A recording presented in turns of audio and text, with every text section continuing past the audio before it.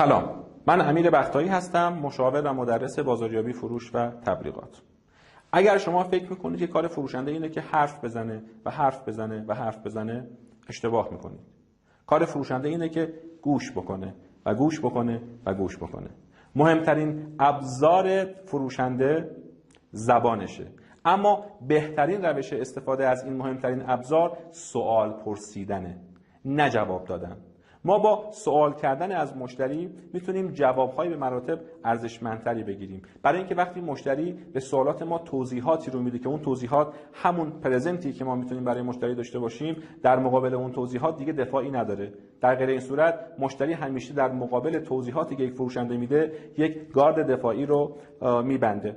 برای اینکه از این گارد عبور بکنیم، بهتره کاری بکنیم که مشتری خودش اون توضیحات رو به خودش میده.